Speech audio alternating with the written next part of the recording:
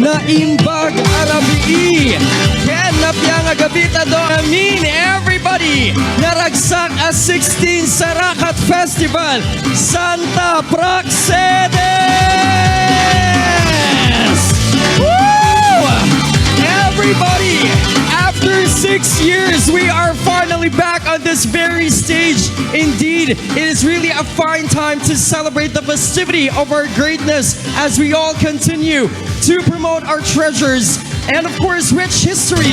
Tonight, the search for Rimat Santa Praxedes is one big highlight for this year's town fiesta and another event anticipation featuring 10 beautiful maidens of Santa Praxedes displaying themselves with grace and confidence. One lady tonight who is the most deserving and worthy of the crown and title. Please be generous with your applause and cheers, everybody, as we meet our candidates, beginning with our first Rimat. I am Domingo Pagarpatan, 21 years old, proudly representing the majestic mountain, paradise of rich belief, culture, and tradition, and the home of the famous Bunot Bridge, Cadongdongan!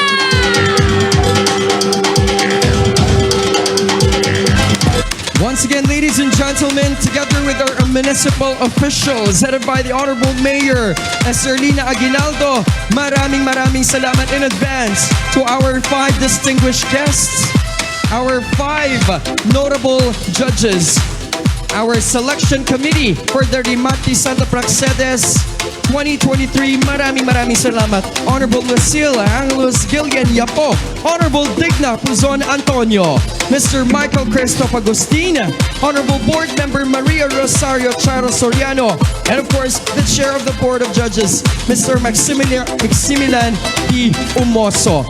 Santa Praxedes, one more time, palakpakan po natin ang ating 5 guests who will have a great task tonight.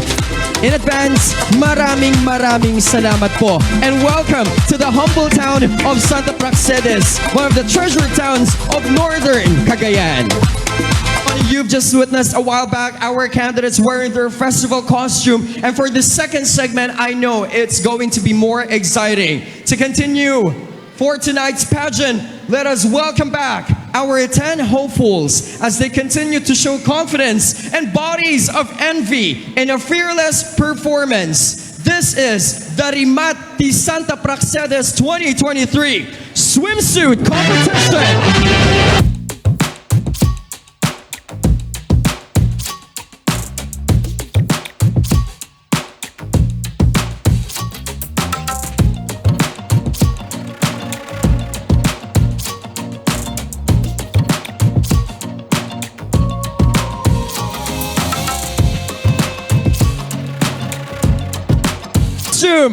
Rimat Centro Dos. Congratulations to the designer. I look forward to seeing more festive costumes din naman. Especially, you're making a great representation for the whole town of Santa Praxedes.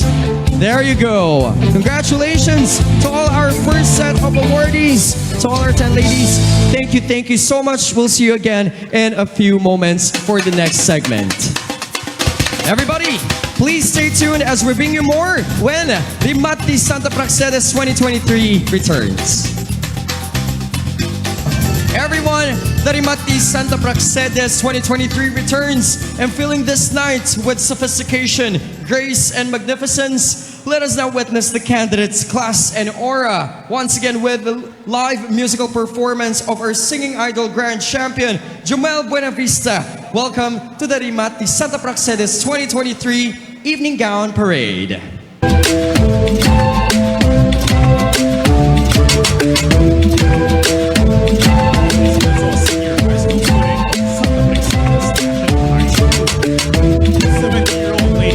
Congratulations! Our best in gown goes to Rimat Cadongdongan!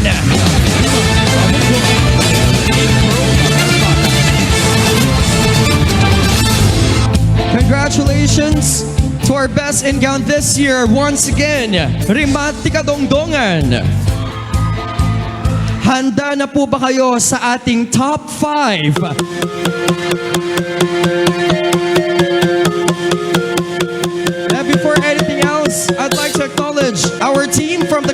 of Information Technology from the Cagayan State University. Sirs, maraming salamat for providing us the fast and accurate results. Thank you so much. Santa Praxedes, meet your top 5 in no particular order.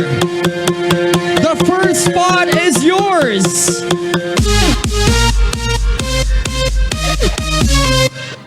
Rimat di Salungsong.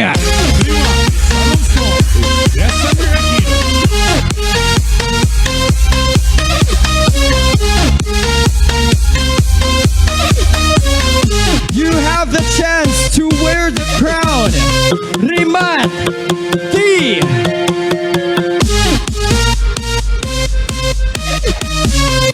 Cadongdongan.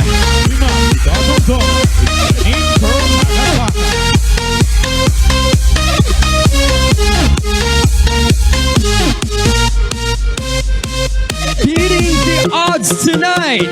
Congratulations. Rimat di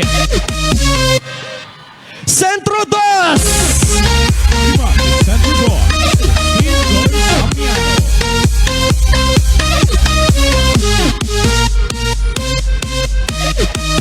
You are making your barangay proud.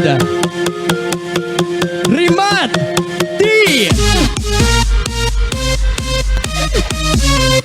Makatel.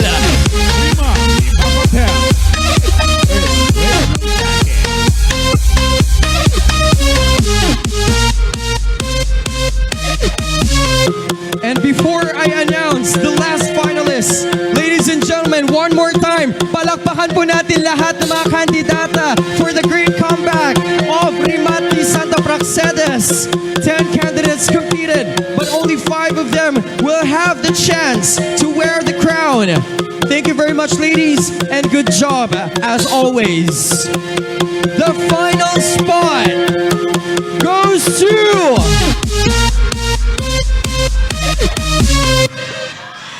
Centro Uno!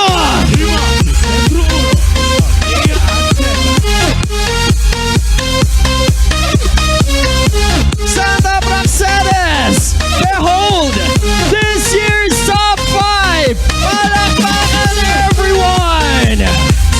And you are truly still the best candidates we can have here at Rimat di Santa Praxedes. Maraming salamat. Let us all witness the remarkable farewell walk of our Rimat di Santa Praxedes 2017, a pride of Barangay Cadongdongan, Miss Jeril Gay Balaan. Ipalapakan natin our very own Rimat di Santa Praxedes 2017 from the proud Barangay of Cadongdongan, Miss Jeril Gay Balaan. This is it. As of course, this moment we've already waited for tonight. Well, let us now start our final question and answer with our top 5 this evening. And now let us welcome Rimat di Cadongdongan. Alright, now that you've come this far, sa tingin mo ba makakapag back-to-back win ka this year? I hope so. Okay, so what would you like to say to your supporters and kabarangays? What would you like to say to your supporters and kabarangay? Thank you so much to my supporters and my friends and also my family who always there to support me. And to my handler, thank you very much for... Thank you. Thank you, yeah? She definitely made you beautiful tonight. And right now, here's your question. I will only read it twice. Okay. How do you believe the Sarakat weaving industry can be harnessed to create positive change and empower women in today's society? All right, I'll repeat. How do you believe Sarakat weaving industry can be harnessed to create positive change and empower women in today's society?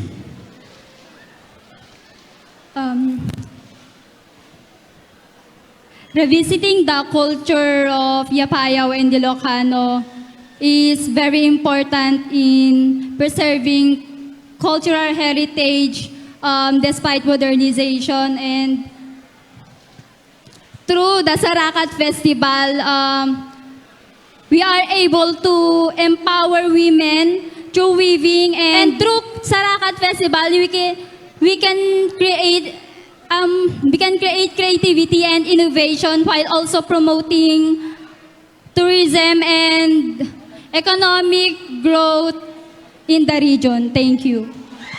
Thank you so much. Rimat Cadongdongan, please step forward for the judges' final evaluation. Once again, Rimat Cadongdongan.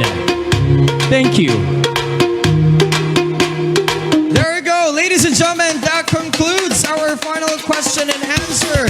Once again, palakpakan po natin ang top 5 for doing their best in the match. The crowning moment will be here soon, so take the time to choose your final bets, especially to our judges for your final choice. In the meantime, once again, we'd like to thank and acknowledge the people behind this prestigious pageant.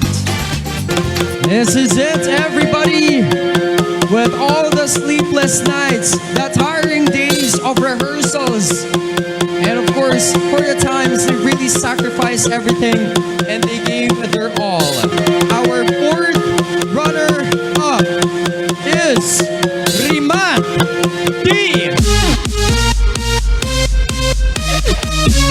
Centro Uno. Once again, congratulations to our fourth runner-up, Rimat Centro Uno. Congratulations to our third runner-up, Rimat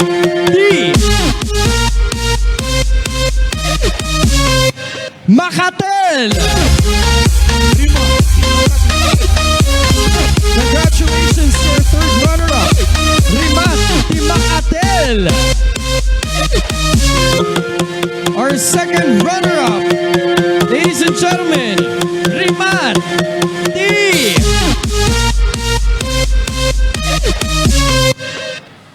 Salongsong. Congratulations to our second runner-up, Rimat Salongsong. Ladies and gentlemen, two ladies stand before us, and one of them will savor the moment as the new queen, Rimat Santa Praxedes 2023. As a rule, if ever the winner cannot fulfill her responsibilities, the first runner-up will take over. Everyone, our first runner-up is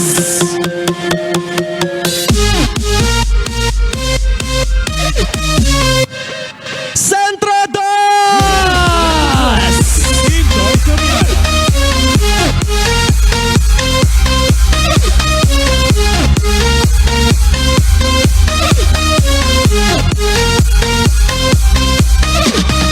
Congratulations to our first runner-up, Rimat Centro Dos. Make way for our new queen, a back-to-back win for Barangay Cadongdongan.